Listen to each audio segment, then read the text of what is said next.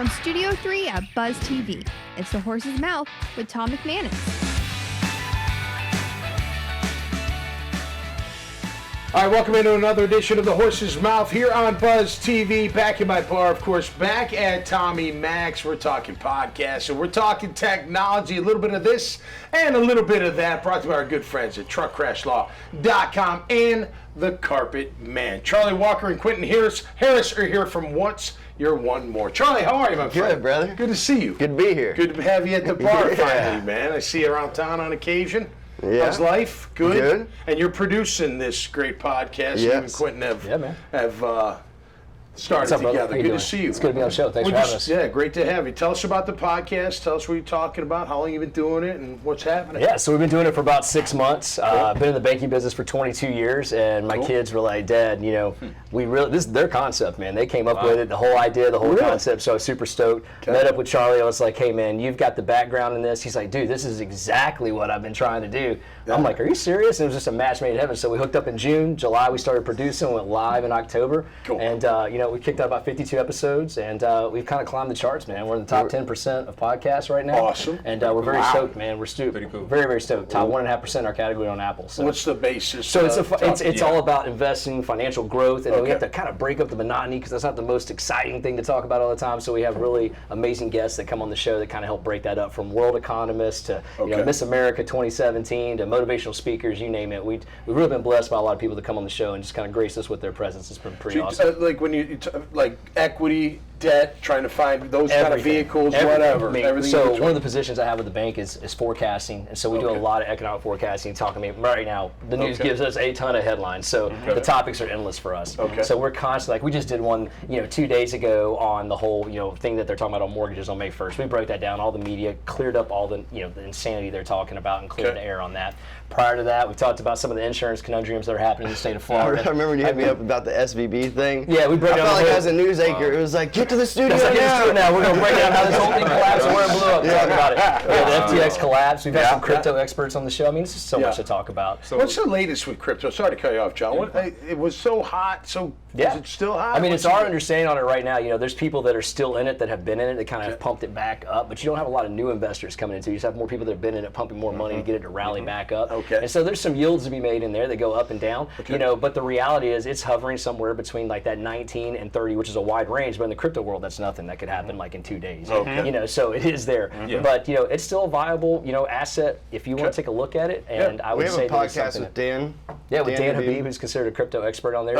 Seven-figure trader. Check out. So you guys have some cool guests you get to learn from. Yeah, we're hoping to have you on there very soon, man. Yeah, I'm feeling like maybe we could get some insider trading things from these guys. We're not experts by any means, but I will tell you what, we talk about that, John, what were you going to say? I'm sorry, I cut you off. Okay. Well, with your discussion, your topic you touch on, like common myths, you have like a segment for that, or like frequently asked every questions? episode we tackle that. They debunk a lot. Yeah, the whole episode, that's what we go after. Everything that we're talking about, we're like, okay, let's address the myths, let's clear the air, let's talk about what people are thinking with the news. The biggest thing is the news is not your friend, right? True. So they're creating the headlines, they're creating the narrative. Our job is to come in with the facts and break that down. So that's what we're doing. I know your kids got the idea. They watched Mythbusters. True or false, bro? My son was like, my son and my daughter, man, we were on the boat one day on Father's Day, and they were like talking about like, hey, Dad, you've met so many cool people, and my son was, he's a fisher, and he was like, hey, man, one more line, one more this, one more that, and then it just kind of blended this conversation at Father's Day dinner that night, and my son was like, Dad, you should come up with the show and call it What's Your One More? Like, what's your one more thing you want to do in life? What's your one more person you want to meet? What's your one more desire? And just kept going, and my daughter, she jumped right in immediately. If you got kids, you're having a conversation like this that doesn't involve a phone, you're like, tell me more. That's right. What else can I hear from you right now? And so what we did was we teach them how to build a business from the top down. We met with attorneys, we trademarked the show, we built a business. Cool. And so it was kind of like a really cool bonding experience with them, and we hope they can take that to college with them and kind of build off of that as well. So what's your one more? Do you have one? Create a legacy for my kids. Yeah. A legacy for my children. Yeah, definitely. Give them something that they can build on later on in life. Absolutely, and never forget about it. Right? Absolutely. Same thing for you, Tom. Like this thing that you've created, that you've done, like people can go back and watch it later and be like, oh my God, it was doing back in the day. We talk about the lactate professional. That's gonna go viral with this kid.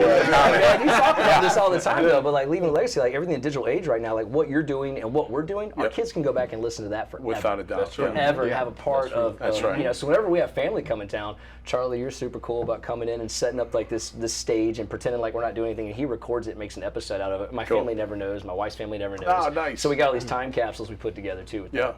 So and dirt.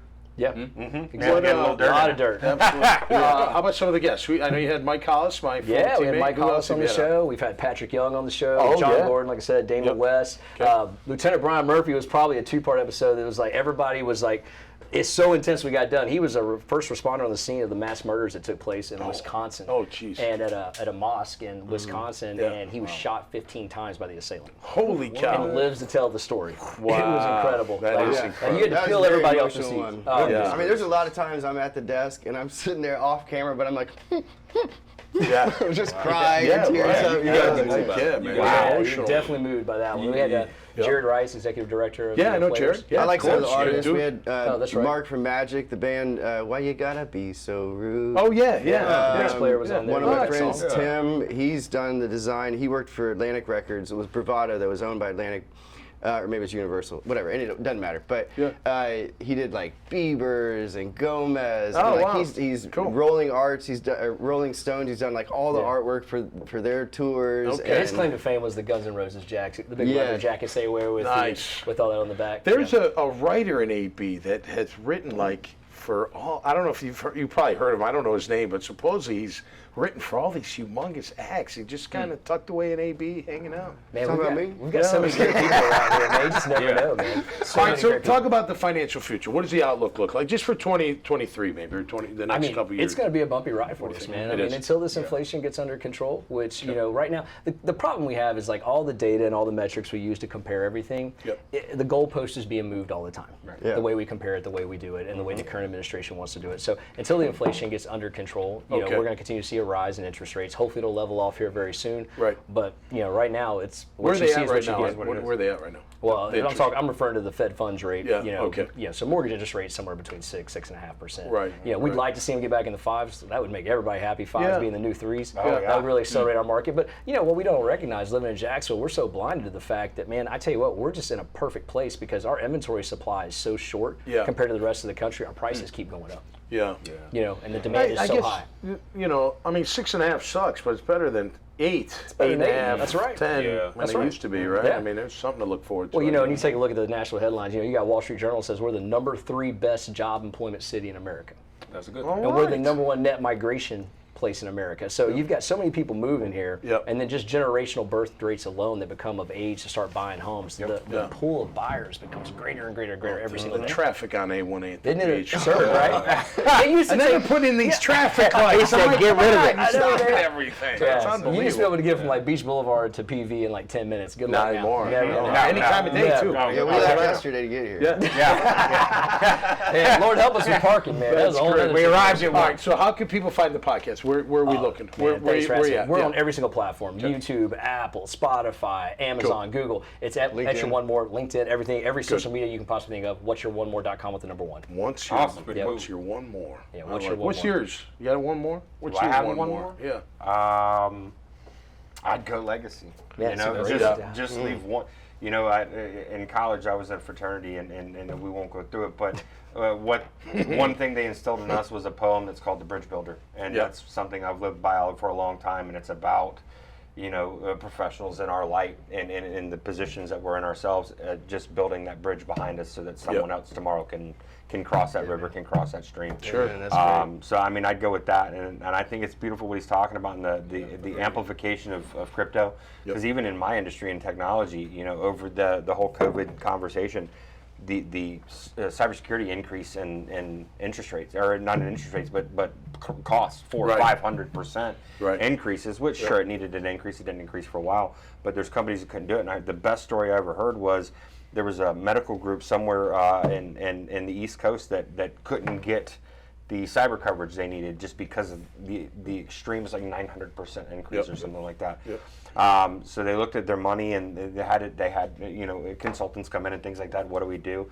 And their answer was, let's build a crypto farm. Let's start mining Bitcoin. Well, so that if and when, right? It's not if, it's when it's going to happen. When we get hit, it's do we pay? And if we pay, do we pay with funny money or do we pay with our money? That's right. And that's what it's really come. So it's things like crypto and things like that have really elevated the thought process and how we operate as professionals, how we operate as businesses. And I think that's going to continue to unfold. And for all the naysayers against crypto and the currency and the validity of it, one thing to keep in mind is this: the Federal Reserve already has a coin out there. They have the Fed coin. They're already testing a digital platform, and the infrastructure is already built on the blockchain. So the reality is, the one thing FTX taught us, and that we're also seeing with these other industries, is that more regulation is what the current administration wants, and they'll get in there, they'll take that over. Next thing you know, we will have a lot of digital currencies amongst us that are not crypto related. It'll just be regular digital currency. All right, John, last word. What's your one more, man? What do you got? I'm gonna go with the same train. It's all about legacy. With the legacy, it takes a village to raise up a child, figuratively speaking. So I'm all about community. So the more gathering we have amongst each other, thinking alike, how we can better serve our communities. Leave that legacy because of that impact we're making. So for sure. That's my well, we're leaving a legacy right here, man. Did we ask you? So same, but I've had a project I've been working on for 20 years, and if I pull it off, that'll be a great one more. I'll just leave it at that. It's going to be a phenomenal project, and we're pretty close. So we'll see if we can make it happen. It will add to my legacy. I just found out today that you were a lead singer of a band. That's right. That's part of the legacy. I just tell my wife it's for my mental health. She's like, "What are you doing?" I'm like, "I need it, Mom. I need an outlet. Just a jam. Just a jam. Just isn't enough. Just a jam session. Be on the shower. That's my one more. I need more. There you go. Fellas, thanks so much. Awesome having you on the show. All right, keep up the great work, and best of luck with the podcast. All right, all right. That'll do it for us this time around. You can check out these kind of conversations, all kinds of conversations, right here at Tommy Mack's Bar at iwannabuzz.com. So until next time, you stay safe and you be cool out there. We'll see you right here on the Horse's Mouth. Cheers.